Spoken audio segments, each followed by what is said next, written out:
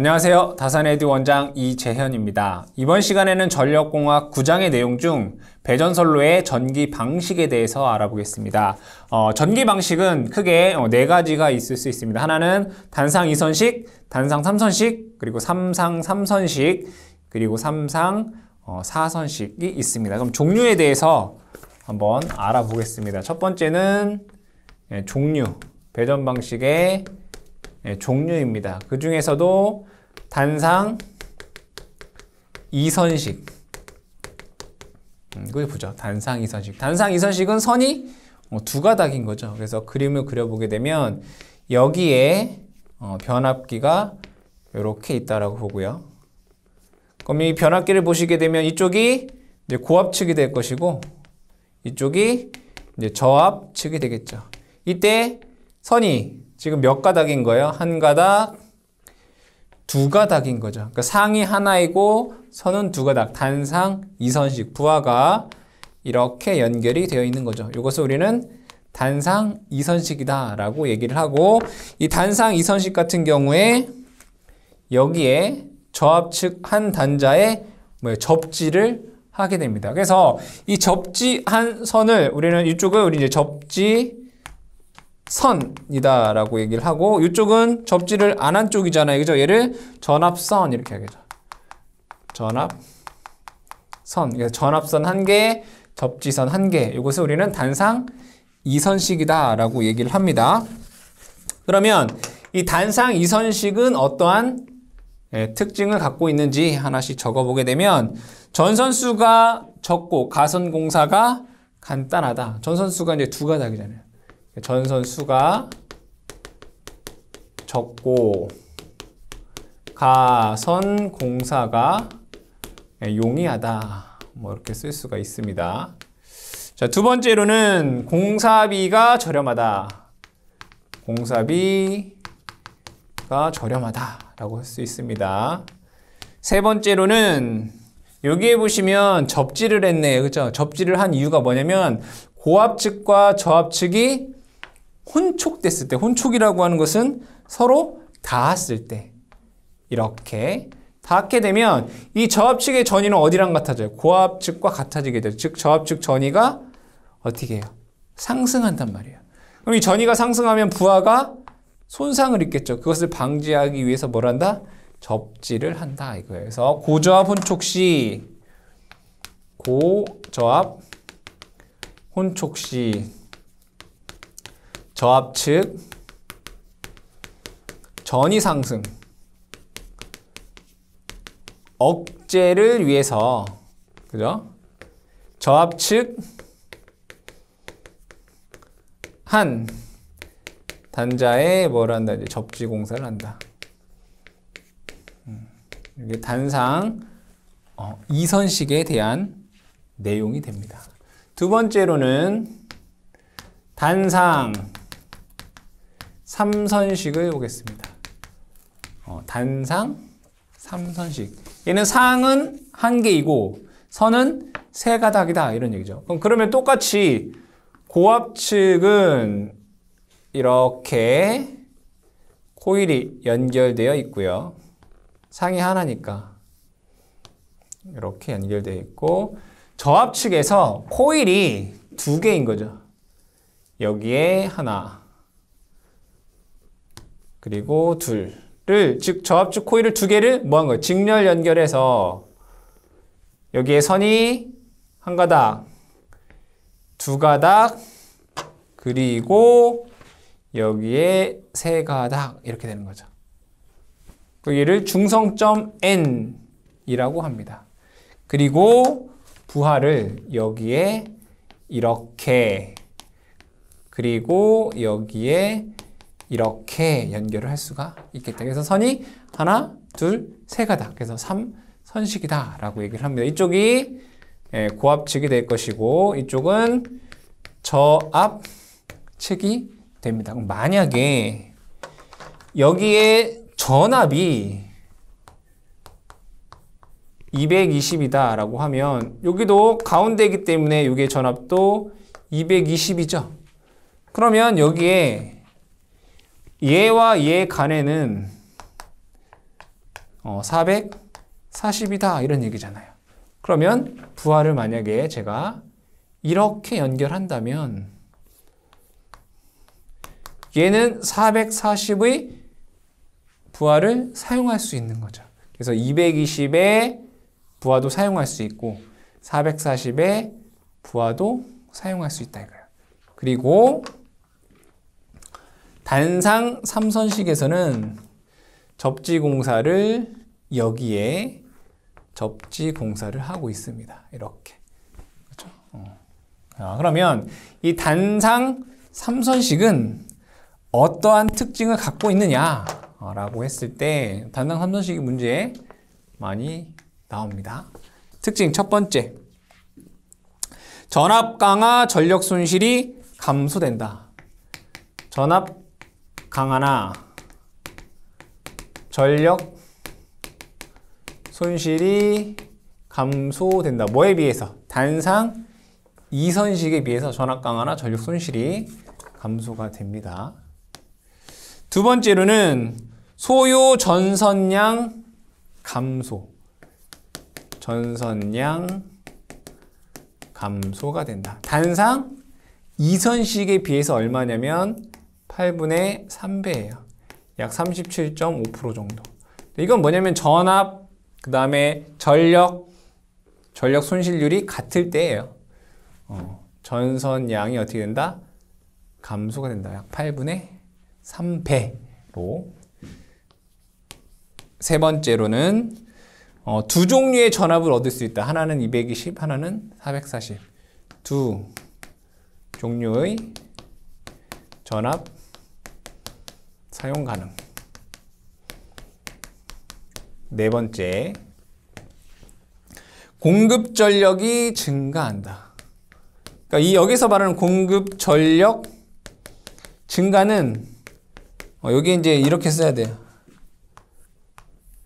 1선당이에요.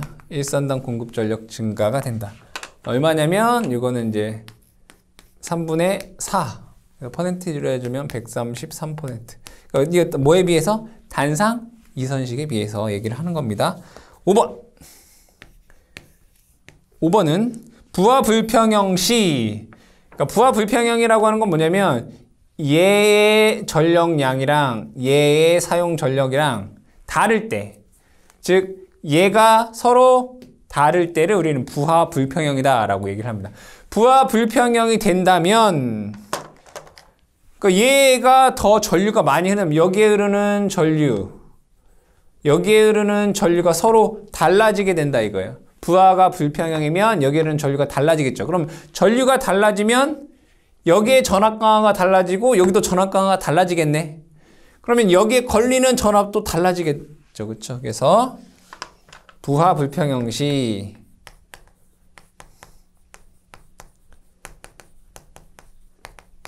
그죠? 또는 여기가 단선이 됐을 때 중성선 단선 시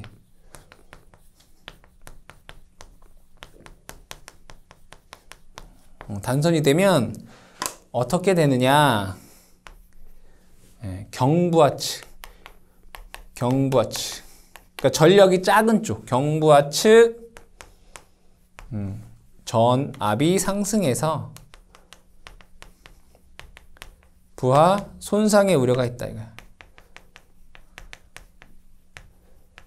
결국에는 뭐냐면 부하가 불평형이거나 부하 불평형 시 중성선이 단선되게 되면 이 전압의 불평형이 발생한다 이거야. 결국에는 뭐예요?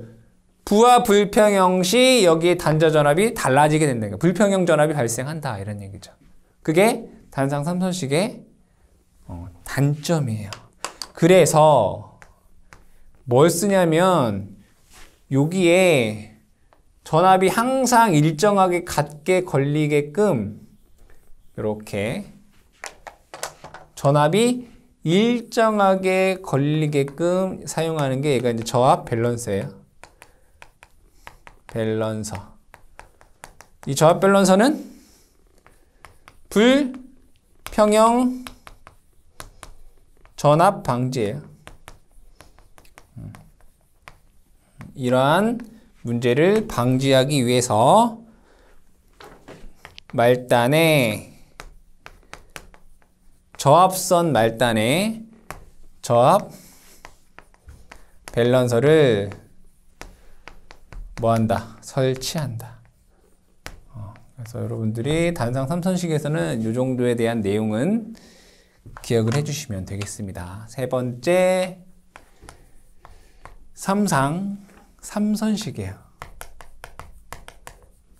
삼상 3선식은 세 가지가 있습니다. 가장 대표적인 것은 델타 결선. 변압기가 이렇게, 당연히 이쪽에 이제 변압기가 있겠죠. 그죠? 이쪽이 이제 고압측, 그러니까 이쪽이 이제 저압측을 얘기를 하는 거예요. 이쪽도 변압기가 있어요. 그렇죠? 이쪽도 이제 변압기가 있다고, 이렇게. 이쪽에도 변압기가 있다. 변압기 1차 측, 변압기 2차 측인데, 여기가 변압기 2차 측이 뭐라고요? 델타 결선. 이때 선이 하나, 둘, 셋, 이렇게 나와요. 그렇죠? 이게 뭐예요? 가장 삼상 3선식에서 하나, 둘, 셋, 삼상. 선이 하나, 둘, 셋. 3선식에서 뭐예요? 가장 많이 사용하죠. 삼상 3선식의 가장 대표적인 방식이 델타 방식이다 라는 거고요. 그 다음에 또 뭐 있어요? 여기에서 하나 없어지면 이거 하나 없어지면 이렇게 되나요? 이렇게 얘는 뭐예요? V결선. 이거 하나 없으면 선이 어쨌든 하나, 둘, 셋 이렇게 될 거 아니에요. 얘도 하나, 둘, 셋이면서 삼상 공급이 가능해요. 그러니까 얘는 무슨 결선? V결선. 이 V결선은 부하 증설이 필요한 경우, 그러니까 이 두 대로 사용하다가 한 대 더, 단상변압기 한 대 더 쓰면은 부하 증설이 가능하잖아요. 이게 V결선. 그리고 또 뭐 있어요? 마지막으로 Y결선이 이렇게 있겠죠. 그죠? 얘도 하나, 둘, 셋 이렇게 되잖아요. 삼상 선이 하나, 둘, 셋. 그렇죠? 이게 Y결선. 얘는 거의 사용하지 않는다. 삼상 3선식으로. 이때 접지를 보시게 되면 얘도 마찬가지로 고저압 원촉 시 저압 측정의 상승 억제를 위해 접지를 하고요. 여기도 얘를 접지를 하고요. 얘는 중성점에 이렇게 접지를 합니다. 이게 삼상 3선식. 가장 대표적인 것은 델타 결선. 즉 얘는 삼상 3선식이다 라고 하면 그냥 여러분들은 델타 결선이다 라고 생각을 해주시면 됩니다. 네 번째, 삼상 4선식. 이렇게 보죠. 삼상 4선식. 삼상 4선식 같은 경우에는 Y 결선이죠. 얘는 하나, 둘, 셋. 선이 한 가닥, 두 가닥, 그리고 세 가닥 됩니다. 그 다음에 중성선에 있는 선 요거까지 해서 네 가닥인 거죠. 하나, 둘, 셋, 넷. 삼상 4선식이고 접지는 여기에 이렇게 하겠죠. 그래서 요게 이제 삼상 4선식이 되겠다. 종류에는 크게 네 가지. 단상 2선식, 단상 3선식, 삼상 3선식, 삼상 4선식이 있다. 각각에 대한 특징에 대해서 여러분들이 기억을 해주시면 되고, 그러면 이러한 배전 전기 방식에 대한 어떤 비교를 한번 해보겠습니다.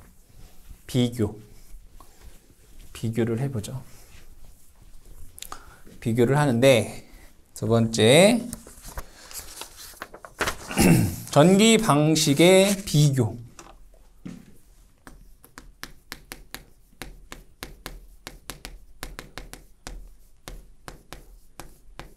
전기 방식에 대한 비교를 한번 해볼게요. 그림을 그려보겠습니다. 먼저 단상 2선식은 이렇게 그린다고 했습니다. 하나, 둘. 이렇게 단상 이선식. 그리고 여기가 단상 이선식이에요. 부하가 이렇게 있다라고 보겠습니다. 단상 삼선식은 그림을 그려보면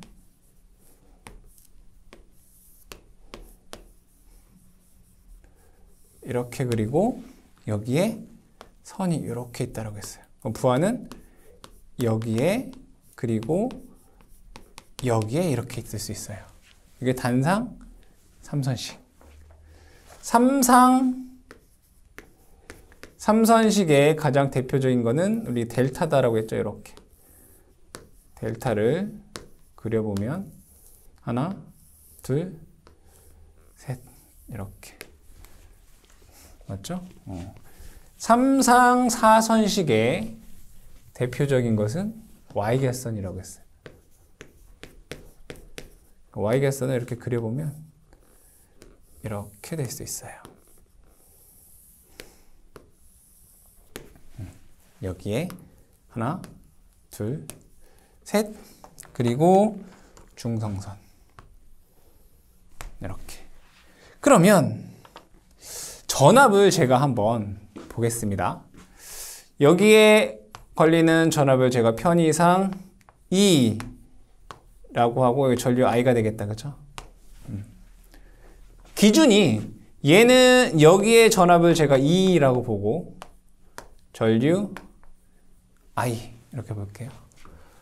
얘는 여기에 전압을 E라고 보고 전류 I 이렇게 얘기를 해볼게요. 얘는 여기에 전압을 E라고 보고 여기를 I 이렇게 볼게요. 그리고 여기서부터 다른 색깔 할까요?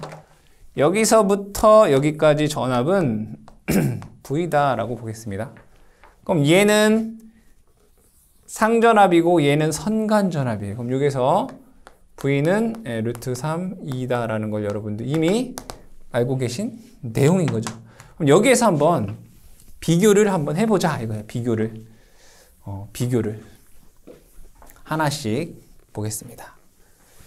전력이 여기에서 전력 P라고 하는 것은 EI, 여기서 소비 전력은 요게 소비 전력은 EI죠. EI 이렇게 쓸 수 있어요. 그럼 여기에서 소비 전력 P는 여기가 EI인데 얘가 몇 개? 두 개가 있잖아요. EI다라고 쓸 수 있어요. 그럼 얘는 삼상이니까 P는 루트 3 2I 이렇게 쓸 수 있다고요. 루트 3 2I.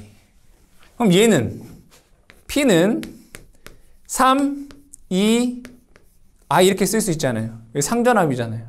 그럼 얘는 P는 루트 3 VI 이렇게도 쓸 수 있어요.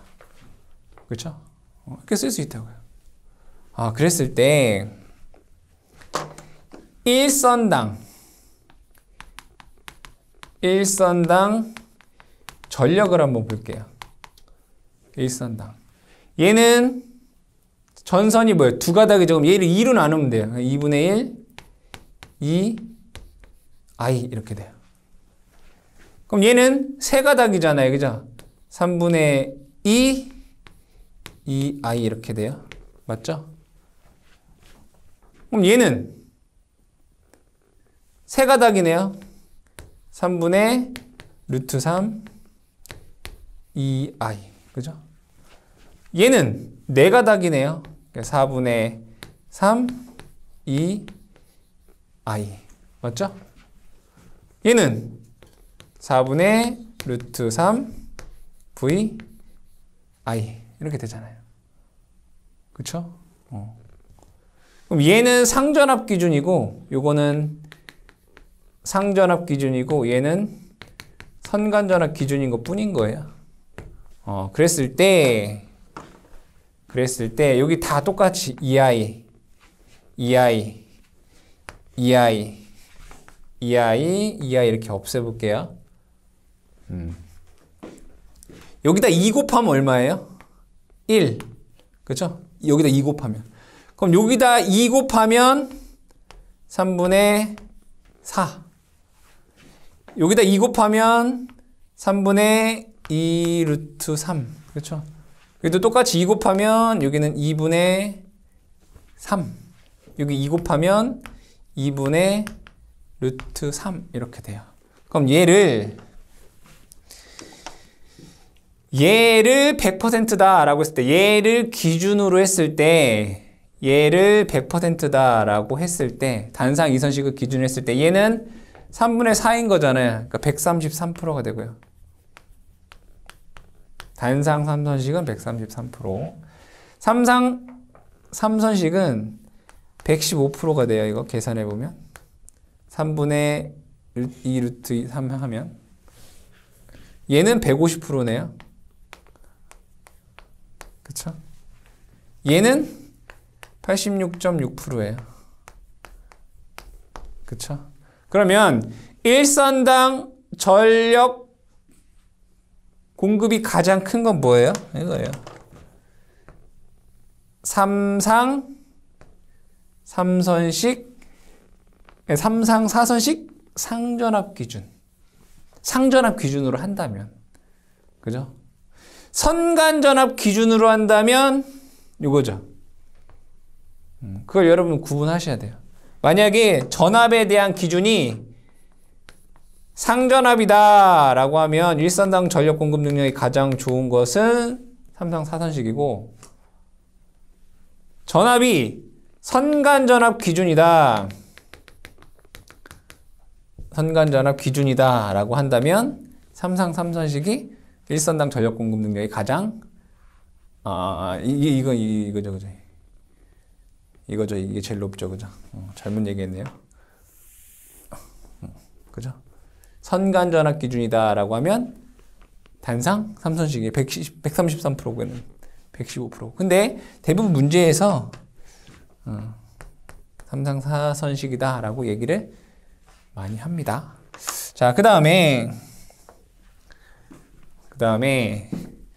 전선 양 또는 전력 손실 B를 한번 보겠습니다. 이 전력량이라든가 전력 손실 B는 전압이나 전력이 동일하다라고 하는 전제 조건이에요. 전압, 전력, 동일. 그러니까 얘네들 4개의 방식에 전압도 같고 전력 다 어떻다 같다. 그리고 전력 손실이 같다 라고 했을 때는 이제 전선량에 대한 비율이 되는 거고, 전압, 전력, 그 다음에 전선량이 동일하다 라고 하면 그게 이제 전력 손실비가 되는 거예요. 다시 전압, 전력, 전력 손실이 같다 라고 했을 때는 각각에 대한 전선의 양에 대한 전선 소요량의 비가 되는 거고, 반대로 전압, 전력, 전선량이 같다 라고 했을 때는 전력 손실비가 된다. 이건 여러분들이 좀 암기를 해 주셔라. 단상 2선식을 만약에 제가 1이다 라고 한다면 단상 3선식은 8분의 3배예요. 퍼센테이지로 하게 되면 얘가 37.5%가 되는 거고, 여러분들 이거 암기하셔야 돼요. 문제 나오니까. 삼상 3선식 같은 경우에는 4분의 3이에요. 75%. 단상 2선식의 75%. 그 다음에 삼상 4선식의 상전압 기준으로 했을 때는 얘가 3분의 1이에요. 33%. 선간전압을 기준으로 하면 얘는 그냥 1이에요. 똑같아요. 1. 100%. 그러니까 얘는 이제 문제 안 나온다 이거예요. 그러니까 결국에는 얘는 의미가 없어요. 비교 대상이 아니라고요. 그래서 여러분들 이 앞에 있는 거 중요한 거 뭐라고요? 상전압 기준. 그래서 1, 8분의 3, 4분의 3, 3분의 1. 150%, 115%, 133%, 100%. 요거에 대한 전기 방식의 비교에 대한 내용을 여러분들이 잘 암기를 해주시고요. 이 전선양에 대한 내용은 제가 별도의 영상에서 다 유도를 했습니다. 그래서 그 과정이 필요하신 분들은 여러분들이 그 유도된 영상이 있으니까 영상을 참고해 주시고, 자격증 시험을 보시기 위한 분들 같은 경우에는 이 비율만 잘 암기를 해 주시면 되겠습니다. 세 번째는 이제 승합효과입니다. 이 승합효과라고 하는 것은 배전선로에 전압을 올렸을 때 어떠한 이점 또는 단점들이 있는지에 대한 내용이 됩니다. 그럼 배전선로를 그려보면 대부분 삼상이기 때문에 삼상을 갖고 얘기를 하겠습니다. Y결선이든 델타 결선이든 델타 결선으로 한번 그려볼까요? 델타 결선이 이렇게 있다라고 보고, 여기에 선이 이렇게 지나갈 것이고, 여기에 또는 수용가 또는 부하가 있겠죠.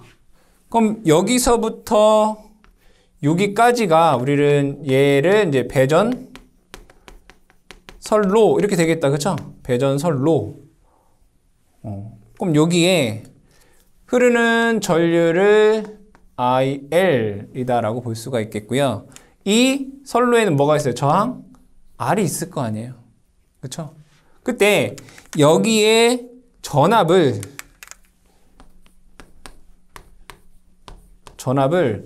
올렸을 때, 그죠?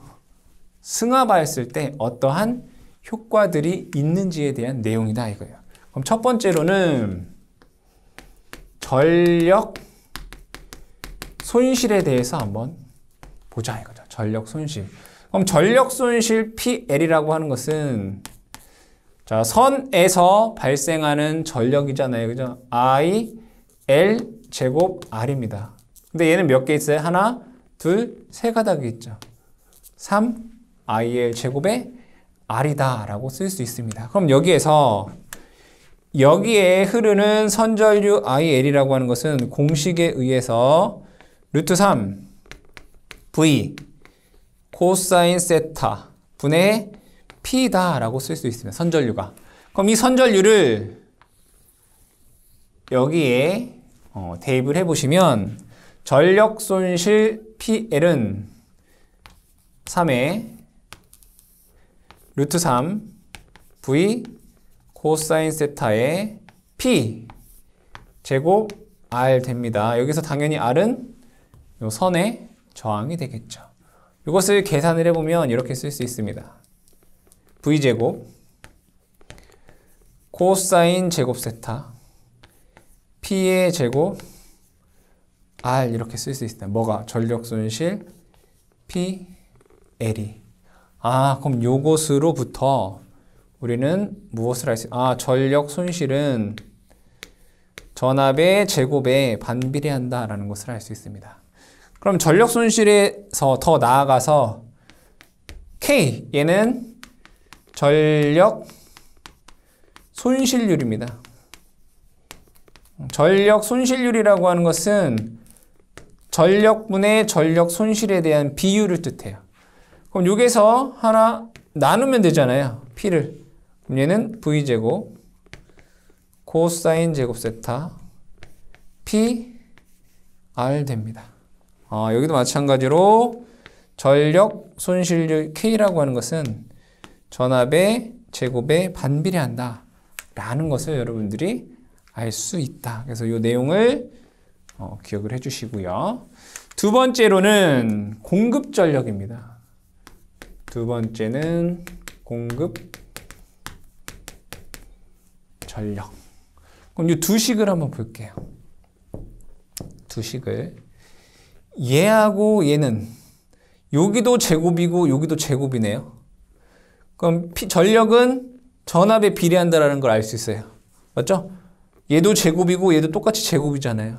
그러니까 위아래 있으면은 분자 분모에 있으면 얘 두 개는 서로 비례해요. 비례한다고요. 근데 뭐가? 얘가 일정해야 돼요. 전력은 전압에 비례한다고요. 뭐가? 전력 손실이 일정할 때. 아, 공급 전력은 전압에 뭐 한다고요? 비례한다고. 중요한 건 여기서 뭐예요?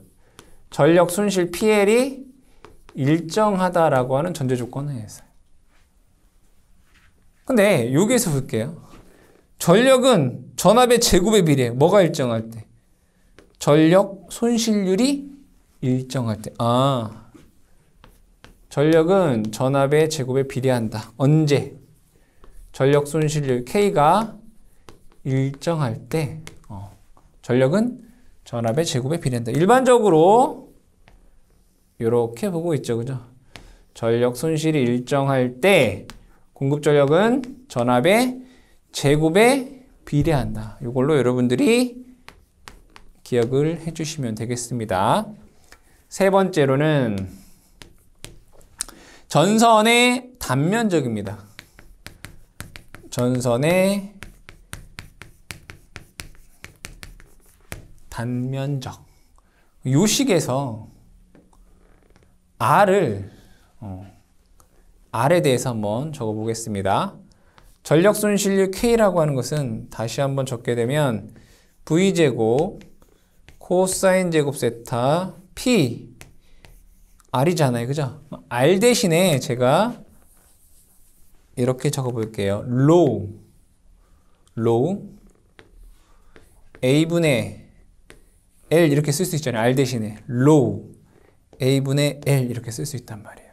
그럼 여기에서 전선 단면적 A에 관한 식으로 쓰면 A는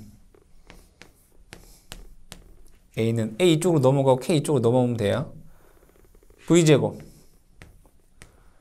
코사인 제곱 세타 K죠. K 이쪽으로 오고 P 로우 L 이렇게 쓸 수 있다고요. 아, 전선의 단면적은 전압의 제곱에 반비례하는구나. 즉 전압이 올라가면 전선의 단면적은 작아져도 된다 이거예요. 배전선로에 전선의 단면적은 전압의 제곱에 반비례한다라고 할 수 있습니다. 네 번째, 배전 거리, 즉 공급 거리. 공급 거리 이렇게 얘기했어요. 그럼 결국에는 얘는 뭐예요? L에 관한 식으로 써라 이거잖아요. L에 관한 식으로 쓰면 L은 다 이쪽으로 넘기면 돼요. 그죠? L은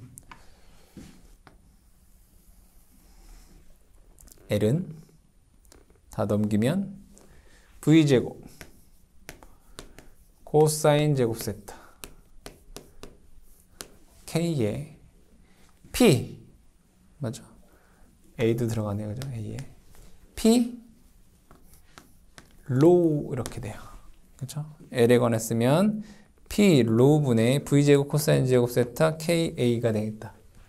그죠? 아, 그래서 공급 거리 L은 뭐에 비례해요? 전압의 제곱에 비례한다. 즉 전압을 높이면 동일한 전력 손실률로 갖고 전력을 더 멀리까지 공급할 수 있구나.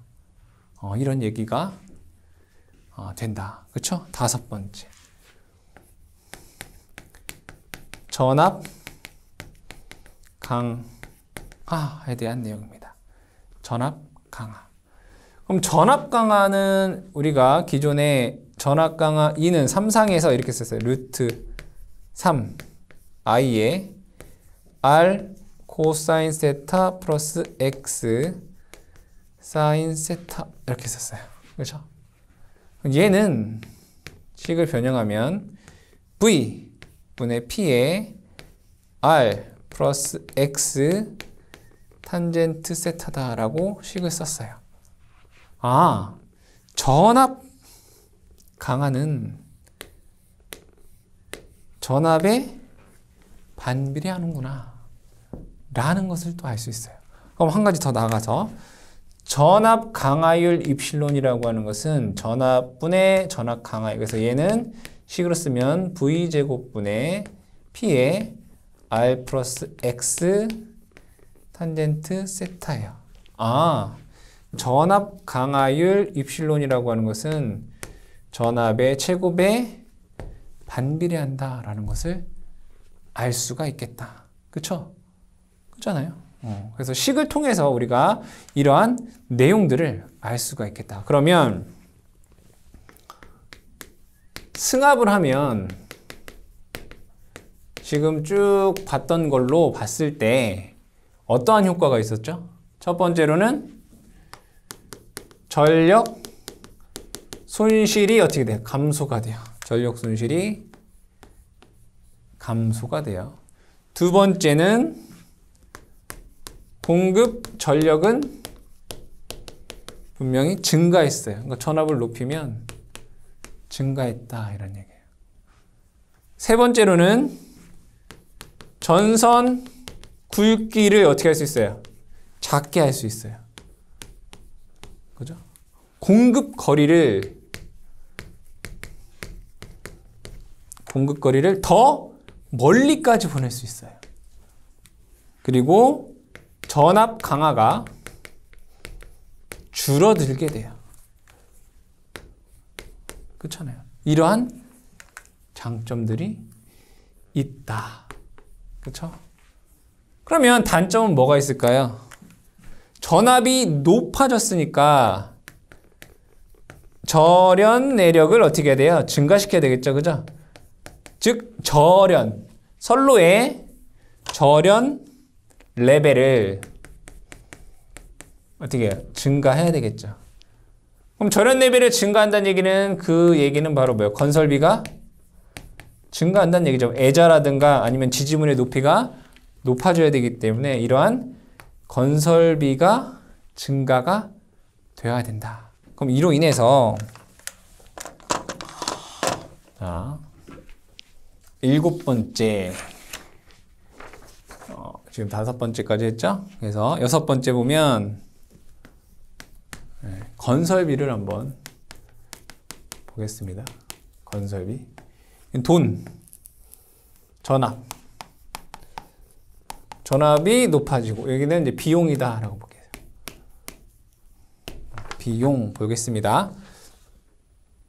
건설비가 전압을 높이면 높일수록 절연 레벨이 증가가 되고 건설비가 증가하니까 애자라든가 지지물에 대한 비용은 증가해요. 이렇게 애자 또는 지지물의 비용은 증가돼요. 대신에 전선 굵기를 작게 해야 되니까 작게 해도 되니까 전선의 비용은 감소하게 돼요. 그죠? 전선에 대한 비용은 적게 된다. 그래서 총 공사비는 한 이 정도가 되겠죠. 그죠? 총 공사비. 그죠? 그럼 이때가 가장 작은 건설비를 산출할 수 있다. 7번째로는 건설하는 것도 있지만 유지 비용도 있겠죠. 유지 비용은 어떻게 되느냐라고 봤더니 전력 손실에 의한 비용은 어떻게 돼요? 감소하겠죠. 그죠? 전선 굵기가 전력 손실에 의한 게 이제 감소가 되겠죠. 전압이 높아지면 전력 손실이 줄어드니까. 대신에 이러한 애자 지지물에 대한 애자 또는 지지물 유지 보수 비용은 어떻게 되겠어요? 증가가 되겠죠. 그래서 건설비와 유지 비용은 이렇게 되고 우리가 승합 효과에서는 여러분 5가지 제일 중요한 것은 뭐 전력 손실, 공급 전력, 전선 단면적, 배전 거리 또는 뭐 공급 거리, 그다음에 전압 강화에 대한 수식도 당연히 이해를 해주셔야 되고 어떤 관계도 여러분들이 꼭 기억을 해주시기 바랍니다. 자, 4번째로는 배전 방식 중 또는 송전 방식 중 직류와 교류 방식에 대한 비교를 한번 해보겠습니다. 뭐 교류 송전도 있고 직류 송전도 있잖아요. 그죠? 그래서 네 번째로는 직류 방식과 교류 방식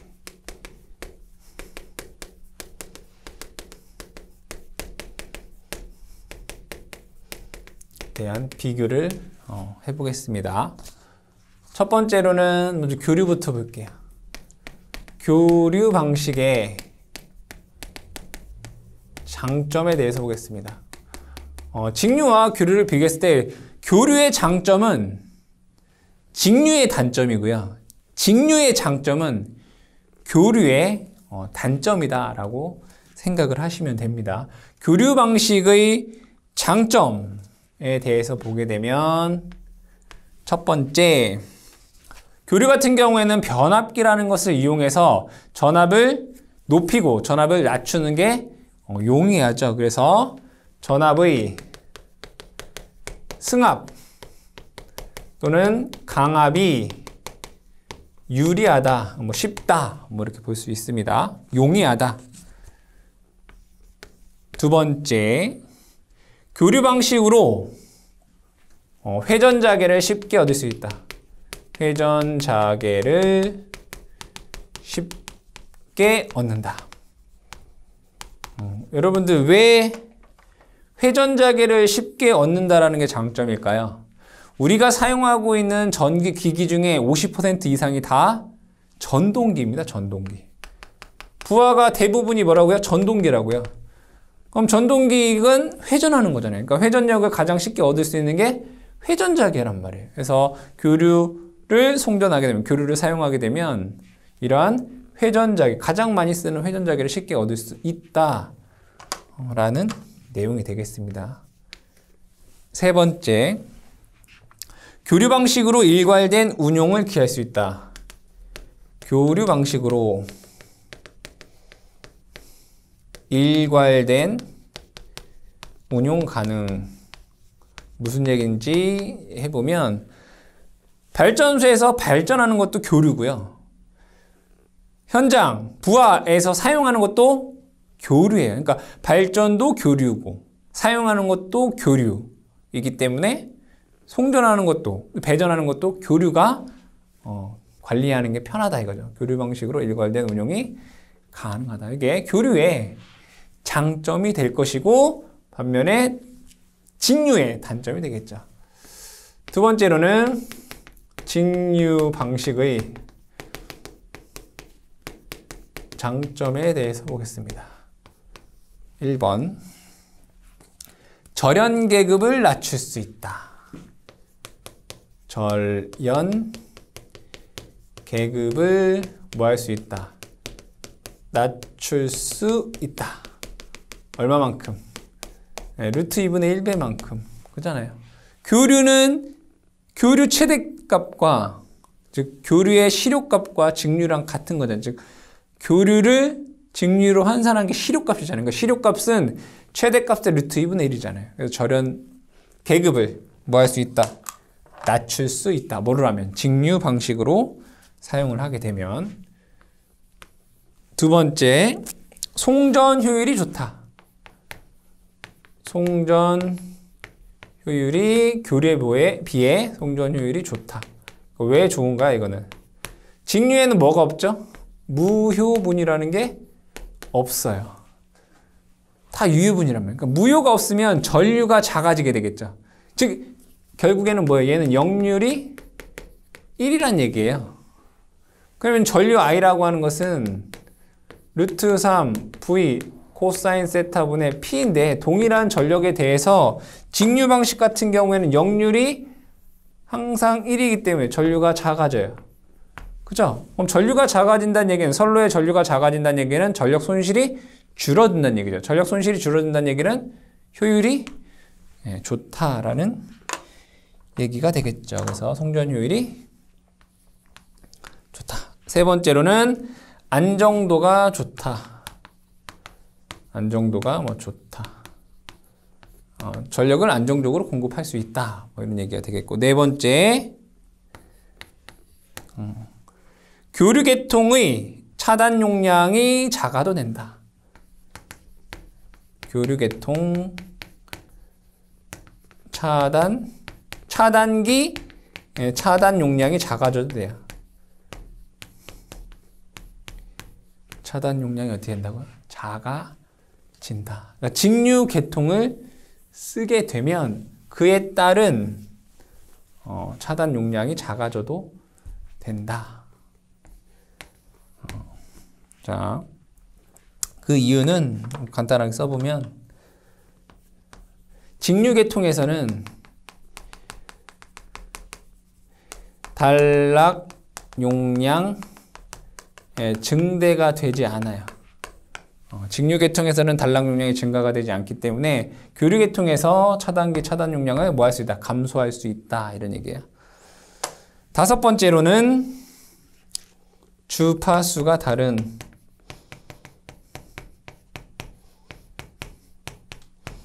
계통을 연계할 수 있다. 연계 가능.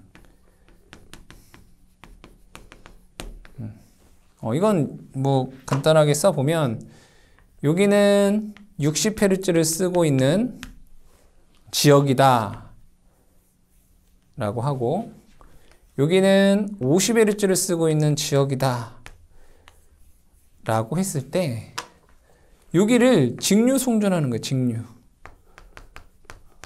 그럼 얘를 60Hz를 직류로 변환하고 그렇죠? 이 직류를 교류로 변환할 때 얘를 50Hz로 만들면 되잖아요. 그래서 주파수가 서로 다른 계통을 뭐 할 수 있다? 서로 연결시켜 줄 수 있다. 연계할 수 있다라고 하는 장점이 직류 방식에 있다. 라는 거. 이 정도만 여러분들이 기억을 해주시면 되고 문제에서는 어떻게 나올까요? 다음 중 뭐 교류 송전 방식의 장점이 아닌 것은 직류 송전 방식의 장점이 아닌 것은 뭐 이렇게 되겠죠. 그죠? 그럼 직류의 단점은 뭐가 있을까요? 단점은 뭐 교류의 장점이 단점이기도 하지만 여기에서 교류를 직류로 바꾸고 직류를 교류로 바꾸는 전력 변환 장치가 있어야 되겠죠. 전력 변환 장치. 얘네들이 뭐예요? 저렴하지 않겠죠. 비싸다라고 하는 단점이 있습니다. 다음에 세 번째로는 그러면 직류 송전은 어디에서 사용이 되느냐? 그러니까 직류 송전 또는 배전 송전이 되겠죠. 직류 송전 적용 분야도 한번 알아보자. 어디에 쓰냐? 그러니까 여러 가지 장점도 있고 단점도 있을 건데 그 단점을 극복하면서까지 이 직류 송전을 사용하는 분야가 어디에 있느냐? 첫 번째, 대용량 장거리 송전. 대용량의 장거리 송전 같은 경우에는 교류보다 그만큼 더 효율이 좋다 이런 얘기죠. 직류 방식의 장점이 뭐예요? 송전 효율이 좋다라는 거잖아요. 그러니까 다른 이러한 전력 변환 장치에 대한 비용, 유지 비용도 들어가지만 그것보다 더 큰 이득이 있기 때문에 대용량 장거리 송전에서 사용이 된다. 두 번째, 해저 케이블을 포함한 직류 송전. 해저 케이블을 통한 직류 송전에서 사용이 된다. 우리나라도 제주도에 해저 케이블 이용한 직류 송전을 사용을 하고 있죠. 육지에서 제주도까지. 세 번째, 교류 계통 간 연계. 교류 계통 간 연계. 이거 뭐예요? 그러니까 서로 다른 주파수가, 즉 주파수가 서로 다른 계통을 서로 연계할 때 사용한다.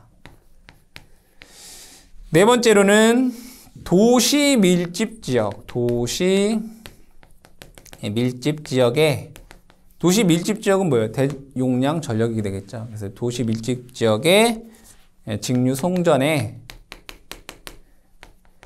사용이 된다. 밀집 지역에서는 대전력이 사용되죠. 그 얘기는 대전력이라고 하는 것은 그러면 사고가 났을 때 단락 용량도 커지잖아요. 그러니까 단락 용량 저감의 목적으로 도시 밀집 지역 직류 송전을 한다라는 거죠. 그래서 해당 내용에 대해서는 이제 문제가 뭐 교류의 장점이 아닌 것은 뭐 직류의 장점이 아닌 것은 이런 식으로 출제가 자주 되기 때문에 그러한 부분만 여러분들이 잘 기억해 주시면 되겠습니다.